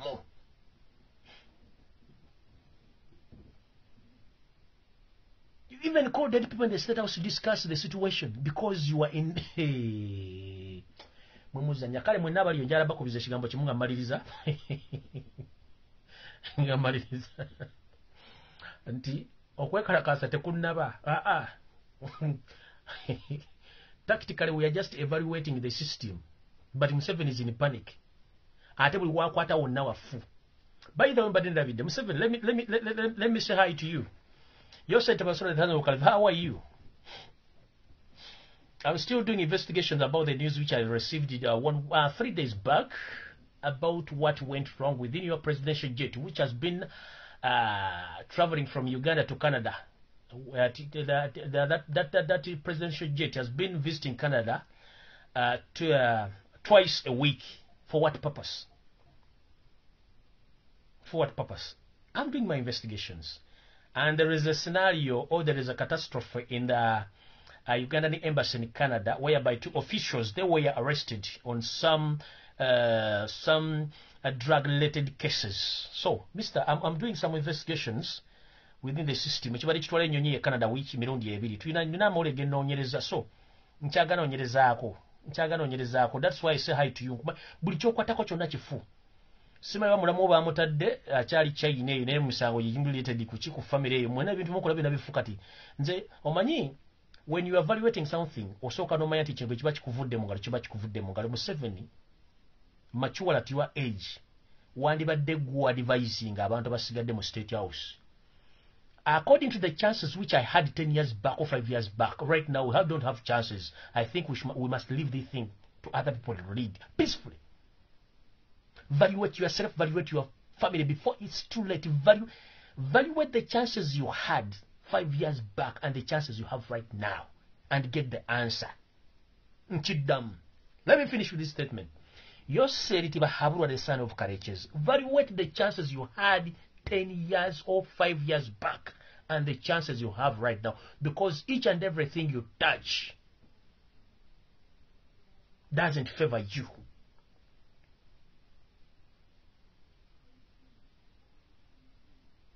Instead of evaluating your chances at this moment, you are trying to categorize each and everything. Wekenyini we wamanda mumbugongo olaba. We wamanda mumbugongo olaba. You don't have any chance at the moment. Nothing. You have all chances and blessings belong to Robert Kyagulanyi Ssentamu. Chobo manya kati. Bobanga nkugenda kunoonyerezaako nenze nkutumiddeko. Nkutumiddeko. Keeping on nga muwakinga Facebook account zino tujja zibeerako tujja zirwanirako. But please unfollow and block struggle page, Freddy Kajubiri Lumbuye page. Please unfollow, report and block it with immediate effect. Tugenda kuba tukolera kuno. Soon or later tusobola okuswitchinga tudda ku YouTube channel. Eyo mbitegedde bulungi sagala baluisa naye ekyabadde Canada Museveni ku nnyonyi ye ya presidential jet nabye nnoonyereza bulungi nenga mujja kuba bulungi nze mbatege nkutumiddeko ntumidde ne kuba iso bonna abawa recordinga videos ne muzwa Museveni abawandika notes ntumidde kuba Semwai abawamba banna Uganda namwe mbatumiddeko ntumidde ku balamuzi mwenna abalya mu nsi yammwe olwo namwe mbatumiddeko tumidde ne ku parliament ejjudde abasajja abakuusa ababbi abafere nga mwenna temusobola kulowoleza ggwanga mwerowoozaako mukamba tumiddeko tumidde ne kuba poliisi mwenna bali mu ggwanga mulowooza nti mumwasoka mu poliisi omuli Lwikuwesigire Enanga omuli Inspector General of Police Rokech. You are talking as if you are the one who started Uganda. Peter Rokech, the mafia bandit, the so-called Ismani special, tactically from Somalia. You have crimes against humanity in Somalia. Remember, I'm still doing research on you, so stop talking arrogantly. Museveni is just using you like a piece of cloth. After getting what he wants, he will dump you. So Peter Rokech, please behave. You are not Omnyarwanda, you are a person from northern Uganda. Please behave. There are so many people being used and dumped. So behave. Okotho Ochora, how are you, mister? Hope you're okay. Please try the best to pay your people, your workers in the police, instead of just sleeping in the office. Locate, instead of intimidating people, please try the best to pay all police officers in Uganda because they lack food, they lack shelters, they lack where to sleep. There are so many problems in the police. Police officers are not paid. They sleep badly. Their kids are not at school. They even don't have food to eat. They are not paid for. They are still waiting for their month. But you are here bossing, talking a lot of nonsense in the public. You know that the people you lead, they are badly off. Okoth Ochola, please, the so-called Inspector General of Police, the shadow Inspector General of Police, please try to talk like a gentleman, care about all the serving police officers than serving the master who is not a Ugandan and soon is going. You understand? So, Mr. Lokech, soon or later you're going to be dumped and no one is going to care about you because you also have a problem. You have some crimes against humanity in Somalia. Remember, all the files are on the table. So please, stop talking like that you are the one who started Uganda. You understand? And njagala kutumira ku Winnie Dot badde mwerabidde. Chief Justice Winnie Dot jebale ko ssebo kansubira oli bulungi. Ndowooza music omuwulira baakuyise mu State House mufunodo okumugenda okulalizaako mu Mbembe Esotera obusera mutono wa Karekezi nawe okutumiddeko kyogenda okulayiza tokimanyi kubanga soon oleta bagenda baga mutuletereza ati kumwalangire omumpembe Esotera obusera mutono nga teziriiwo noza Chief Justice Winnie Dot nawe nkutumiddeko nkimanyi oli mu kyembaziza eyo wewe bakubutebe nawe byakutukako tubitegeera ekyo tuyita labadaba style buli gw'olya ng'ayogera mu parables alumba Robert Kyagulanyi Ssentamu. He's mentally sick. He's suffering from disease called Kyagulanyilism.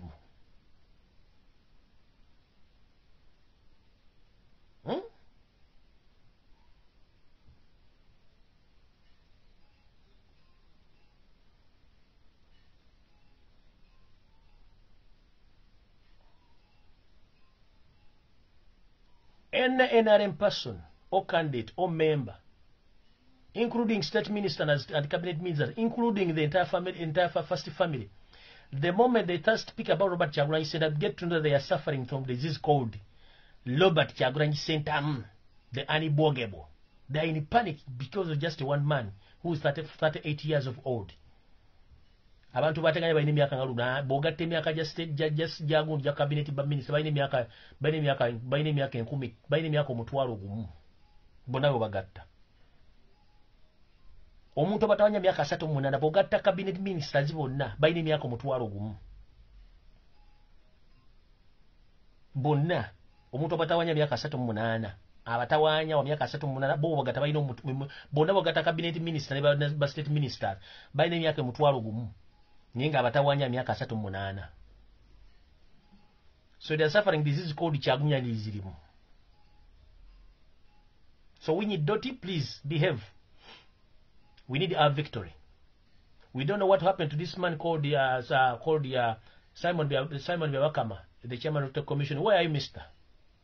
wagenda kulivu kubisa majiga ambata nti mbata zagano okwawulula wagenda kusubula bugolo sebe wakamba wagenda kusubula bugolo kusubula majiga ambata weyayo I hear line jembe waleka mu office line jembe bayitani ondo simanyani line jembe lyogera mu commission lyogera ngiri bati sempa fungo bugolo mukamwa ono simanyani ono Bukenya oyo Bukenya lubale wo mulamu tasamirirwa kyeje kuogeza bintu byotamanyi bakuteekawo nga sekamwa oyina kuogera bintu byoyina ko obuvunanyizibwa mu mmeeza ya Samuel Bakamaji yaleka otosobola jijjamu kubanga gwena omutwego mukalu olinga laptop etali mu Windows Bukenya sirika koto ya sama Bukenya sirika ko wenyigira mbyokubbulweka wempe ngosasula sente okusula wa enale mu bawa sente nguzi lubale omulamu tasamirwa gwe jembe gwe Bukenya ayogera electoral commission ebintu byogera tobimanyu omwoyogera nga batiso obugolo mukulu weewumbeko weetereze kubanga eno Uganda so simakago jogera n'ogula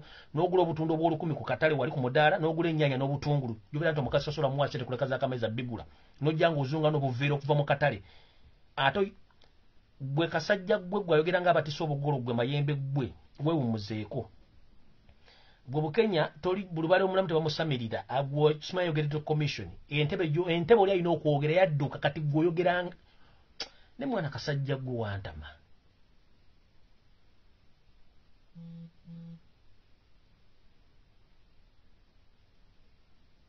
Bumotambula n'obuveera buno bwa bulaka ngoguzo obutungulu ku mudaali ne green pepper n'ennyaanya jobera omukazi omwezi akameza n'abigula bizikusiiwa mwewumbeko mukulu sirikako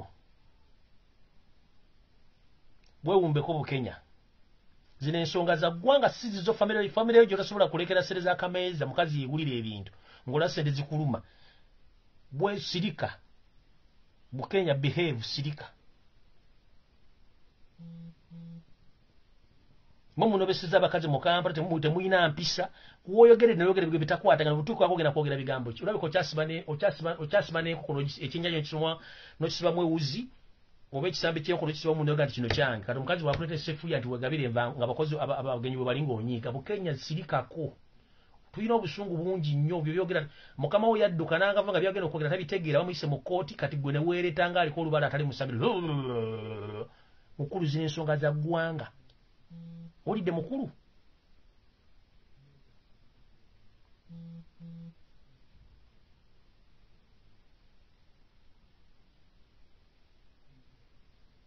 bubanga mukama we kennyini mumpembe yose yaga nti kisiraani katate gwoli ki mutuswaza abasajja abakulu omusajja yogera nga aliko olubale oli ayina obyogera yadduka oba alisiraliyoyo baleesono n'engalabiye aze musimanyize njogera nti gwokyalengenda oba kyagulanyi sentamu mukama we yaddukira tasobola byogera mu kkooti omuga agenda mu livu tujja kuzange kulonda ku byonga kkooti eragidde kuwedde gwojja oyogera olinga ejjembe enambaga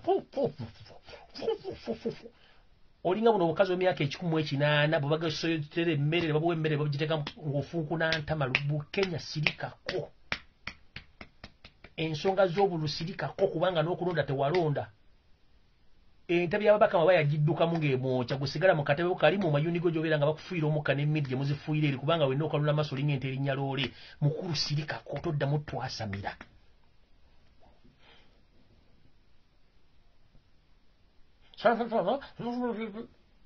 baana bali makomera bafudde oli mukatebe muli oli kubanga muli ennuuni muli empuuta muli obugejje obudde bakusikidde amagye ag'empogola ojja oli mu public ojja otuleekaanira abantu bali mu kwogera nsonga z'amakulu kukyusa ggwanga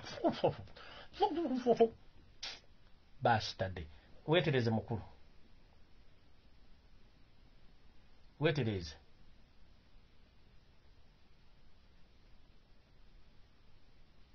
weetereze n'ogwo gusajja gwe guddombo simeyo oyo ddombo gusajja ogwedege osimeyo mwogezi wa ena simeyo akola ddombo oludde mbyofuza emyaka 30 naye okutegera kwakulema okutegera olina kutono nnyo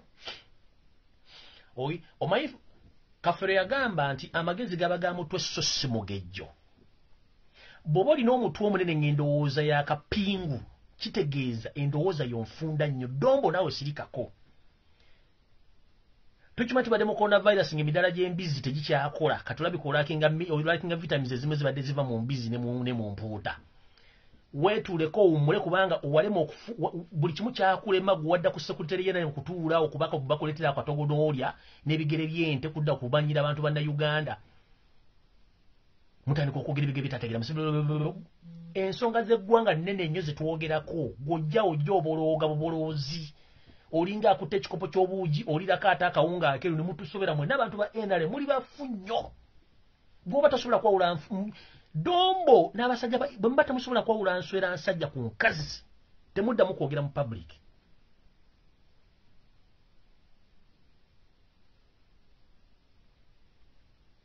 Emmanuel Dombo mwozimbiza amatama nga tosobola kwawula nswera nsajja ku nkazi. Obwongo bakwata kijiko ne babusenako mu abantu ba NRM balinganga basenako obwongo bakwata kijiko ne basenako obwongo bwati bali awo. Mubuli kujja kuzimba nga sekoko ngegenda kulwana maseko begenda okukwana egenda okukanga eteeke ebiwatiro wansi n'ezimba gatalo n'ejjange nenga tina kigenda kukola kutisa ngendo Dombo bwati wetereze mukulu Dombo bwana basajja ba endale mwene entegera ya moya Mungu baba basenako obwongo bakute kijono basenako buli mwa vali ayogera bogezi opetera n'ekyo basobola kumanya kuba bambata musobola kusoma constitution kikitegeeza Notuna omusajja ennanga omusajja omukulu alina n'abaana abategera batusena okufumbira najja n'ayoleeta engala ennanga najja mbasaasidde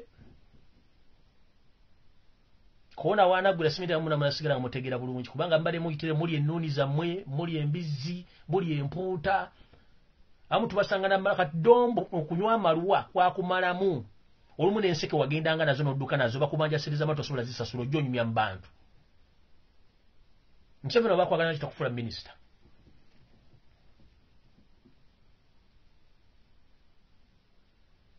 Baba kwagala nyo tulwa kitosula mu State House. Kati notulona omusajja omukulu, ono omusajja omwogezi w'eggwanga ono alinga ng'endaga muntu yakapere, ono gundi. Ono atulanga endaga muntu yakapere go bakuba bamukuba oba yasobo okuva mu buto babukubya Bobi ono omusajja ono omwogezi wa government ono simanyi ofuna opondo mu biwanda we mu supermarket oba yayiika windows kubanga yenna yino omulabe ntakwatagana enali bwati wano wakamu wano wazimba wano wagulumivu amaaso tegakyalina kala ntuufu yenna atwakadde oyawula omutwakavu n'omunyiikavu tosobola kwamwawula ku ono omusajja tosobola bategeera be bantu abogerera gavumenti Enanga oba oli ku mmere ya nadi zisimaina bakomere ya nadi kubanga ozimba katulinga gavumenti ya Museveni eretera okwabika.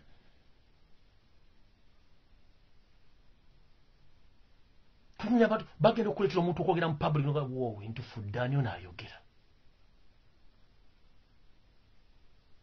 Nobatu nennaku n'obatu n'obusungu ne buku otunya abasajja ba NRM nga boogera n'obusungu ne bukuggwako. Noga kansirike busirisi. Nga kyagenda okwogera okimanyi tebasengejja tebamanyi mateeka buli omu kyasanga kyakubawo kyovula basinga obungi bagenda mu Europe bakuwatire bakwata aida and sodale ngoloza laki mu Dubai bateekawo batuwa guide kuyamba abantu bano nga Emmanuel Dombo bano bagundi bainanga kubanga tebasobola kusoma bipande amateeka ga traffic gali mu nsi ezo ne botasasula train bakwata bebo babatekera batuwa guide kubanga bayino zitambuza tamanyi bagira mu silipa tamanyi bambalira ngato ya Yoseri baba wasereza ogenda mu upkeep ogenda mu winter mu nsi za winter bagenda nabo obukoto bwawule bajeto empewo nebiroke bafuwa agenda okuda mutwala mu ddwaliro bamutwala na mirembe baba mengo mulwadde bamuwadde sereza gula winter jacket nga azira amala ziri amumputa agenda okutuuka okugenda okulinnyo empewo agiwulira mbire nga mpitirivu naga kiki tuliko kino mujja mutumanyiira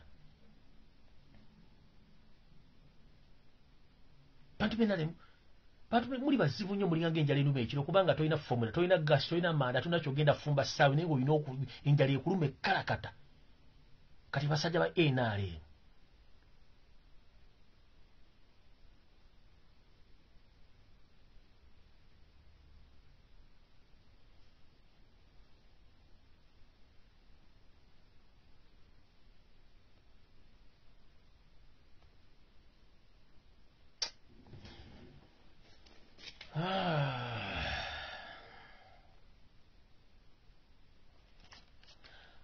ndowooza ne bwe mbaleka ngende nange mpumuzeeko oluba lwange mitima gyakalwa tetulina kyakkola mukitegedde emitima gyakalwa tetulina kyakkola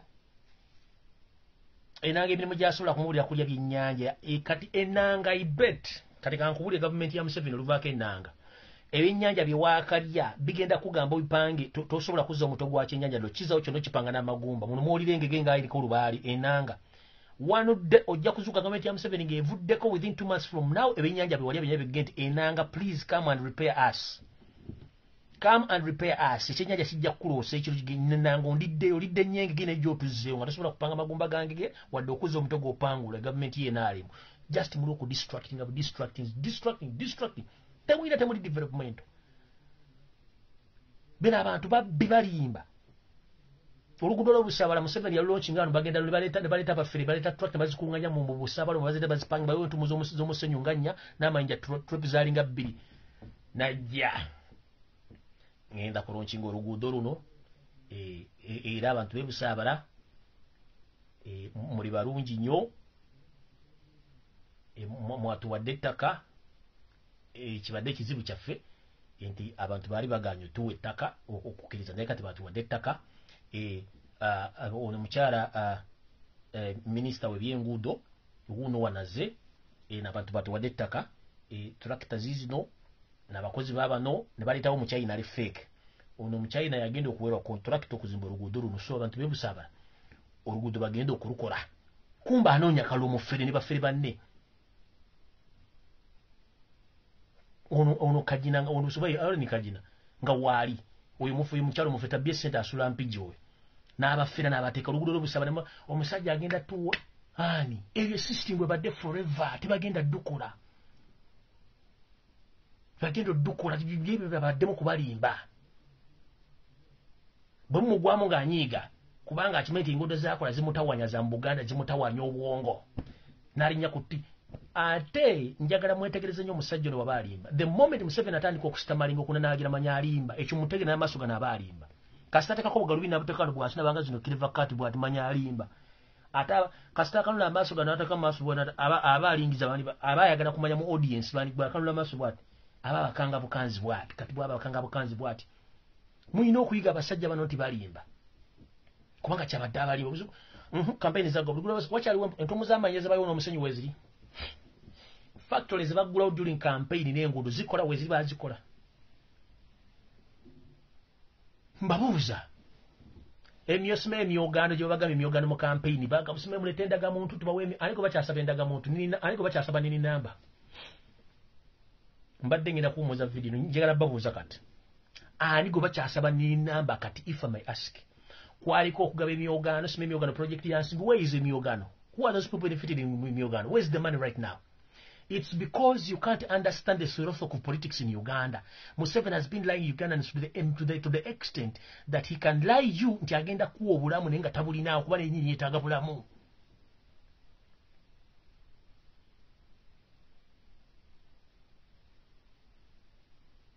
The moment you see Museveni stammering when he's speaking, he's lying. The moment you see him putting on sun goggles, nazileta no wansi natandika kalula amaso bwa nataka tuna public what aba abalimba aba ina bayagala okutiisaawo okubalaga nti yategeera. If you can recall Museveni's tactics bulwayogera ebintu mu economics abyogera mu percentage na figures tasobola kulambulula. Copy this. If you see Museveni in public addressing the public about the economic issues, he doesn't elaborate. He just talk in percentages. You understand, in percent, but he can't elaborate figures and percentages because he knows nothing, just to lie and intimidate him. That is the philosophy of Germany. Baba sabi endaga muntu almost for 2-3 years nga bamanyi kyagula yagenda batwalaga ne basaba endaga bakyazisaba. Are they still asking for nini numbers? Where is the Myogano project? Where is the money?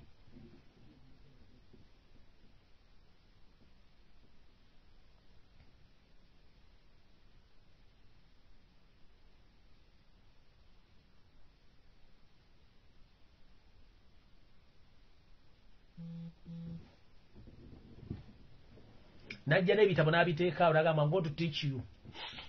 Kyokka bagenda okusomesa mulimba professor balina PhD yete yasoma senior 4. Do you copy that? N'otunula abasajja na PhD na master Museveni is going to lecture me talina senior 4 talina senior 6. Professor n'atula n'ateeka no bugalubindi bw'ati n'abatunula bw'ati n'amala obbaleekinga mwenna n'abasipayingako n'abategeera kati. That's why Museveni takozesa muntu amusinga magezi. Bw'aba kusinga magezi agezaako nnyo okutiisa muno bw'awandiikira ebintu n'awandiika wansi n'atandika okubabulya history. Tali kubulyako current affairs ever history. Nze I know that man namusoma from A up to Z. He's a confused confuser. He's ever confusing his spectators. So the man you are holding PhD, Museveni is lecturing you. How? He doesn't have a senior 4 certificate. He doesn't have a senior 6 certificate. He doesn't hold a degree. But you have PhD. You are there in the conference seated, the professor who is holding a PhD. The man is putting on his sun goggles. Now take on one what? Now batandika obbakanga mwenna. Bwaba yogera parables azogera mu figures and percentage. You know the GPD of Uganda has risen to 0.7%. According to the previous, according to the previous, he can't tell you the future figures. He can't tell you the current figures, and he can't elaborate because for him, he knows that if you confuse Ugandans in figures and the percentage, that's all. He can't elaborate. But on those people whom he is confusing, they are the lecturers, the professors, and doctors in mathematics in Makerere University, even on the international level. They are there, including the Professor Bukenyazi, the Kanyehamba, the one of the central bank. The man is lectured. Nadije chichi bino bigundi bipost na wandika. Ateka bwemwe mulanga atade bugalubini manya kati abafumba.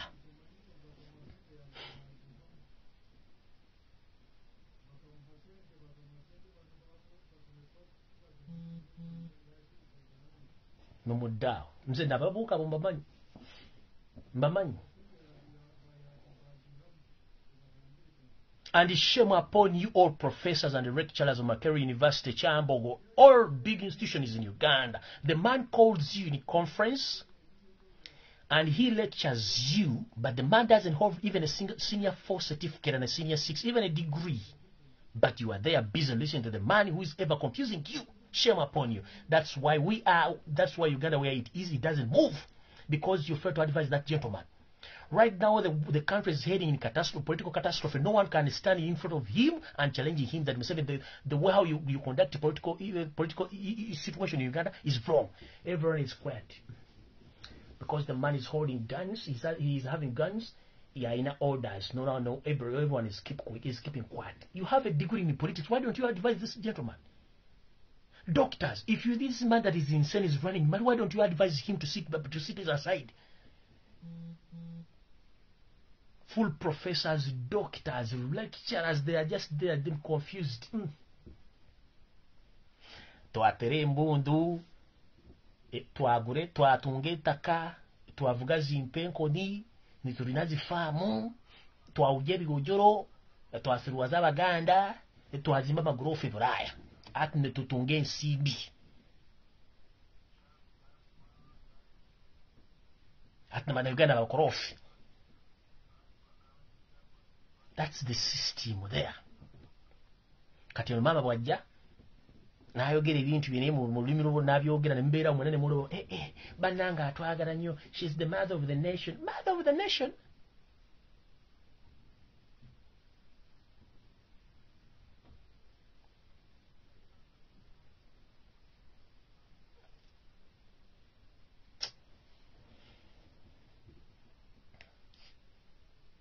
Obanzi jona kuchimba somese ngenda basomesa karakita ya first family yonna njibasomese njibatera no ku social media mujja kutya. The problems we the Ugandans we are facing, it's because of those so-called elite people, the educated people. They are misleading us. And they are led by someone who even doesn't qualify to be in that office. First and foremost, he's not qualified. He doesn't have even qualified to be there. He lacks the senior 4 certificate, senior 6, and even a degree. But he's leading lecturers, professors, whom even they can't advise that gentleman that enough is enough. They're busy, keeping quiet. That's the problem. But when Museveni sent them to talk to defend him, the public, they start intimidating us. You know, Uganda is supposed to be peaceful, but peaceful, the person who has sent you to say this is holding a number of people in the custody. Some are even dead, but you are sending the public to protect or to defend the killer. Why do you protect someone who's killing, murdering Ugandans? How dare you?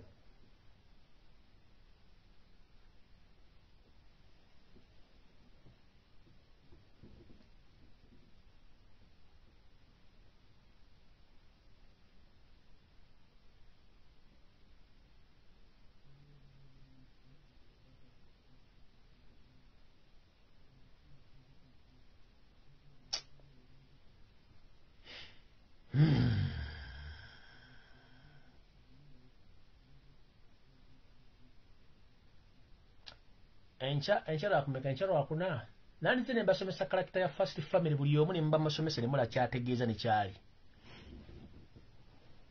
ne mwantegedde. In fact singa lesson nazikola nga tutandika campaign limu kusunga basomesa Museveni bali batabalimba nnyo.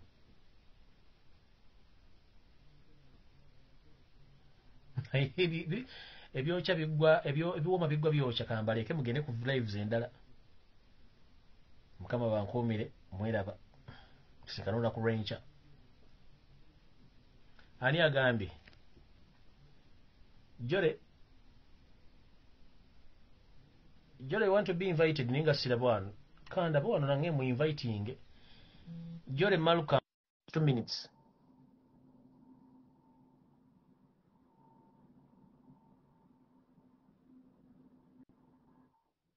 Jole Maluka ngambye ku inviting. I've invited you but you are not accepting my request because I've been signing out. You are connecting. Don't hide yourself, please. Talk to the public. 2 minutes, please. You get a bambi. Get a maso mama.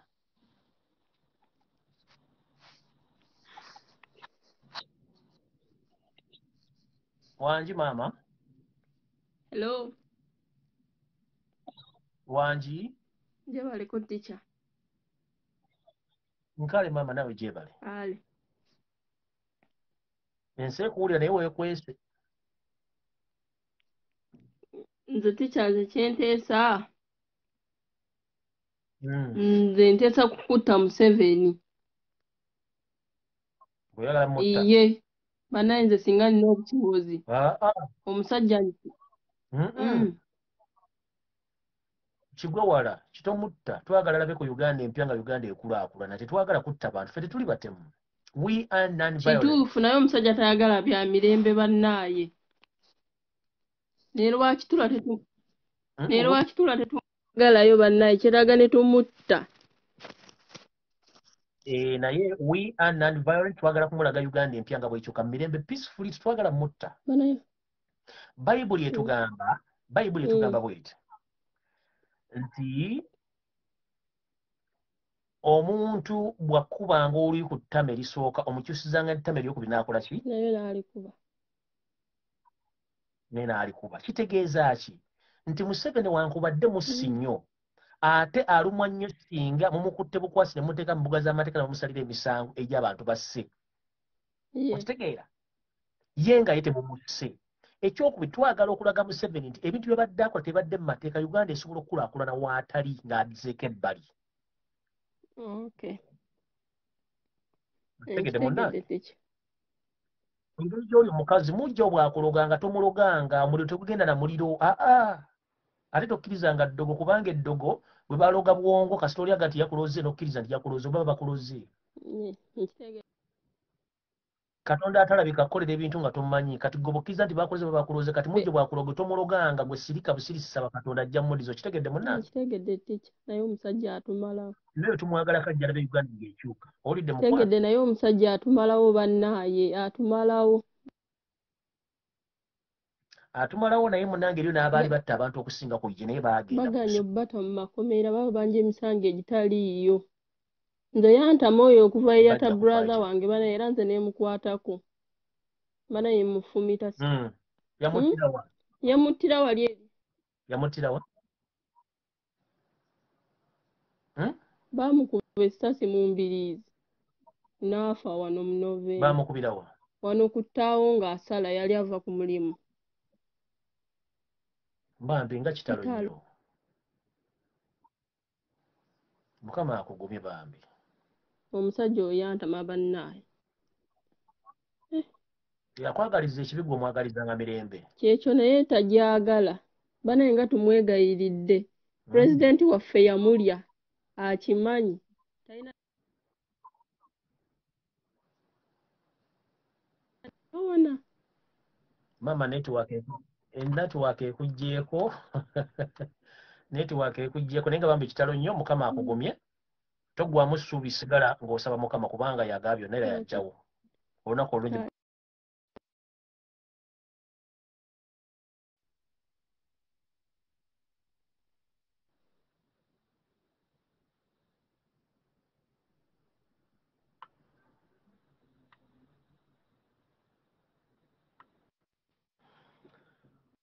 Bannange enteesa gye muwulidde si yange, si ya peegi eno ya mukyala alina obulumi olw'ensonga nti muganda we baamutta. Abantu bangi ab'ekika ekyo gye bali bangi naye tewali kyakkola. Nze enkola yange mugimanyi. We are non-violent. Tetwagala kutta muntu era tumwagala abeere mu nsi mu Uganda agirabe nga kwe tuli bulungi. So bane Mukama bankumira takumira mpeera. Mweraba. Bye.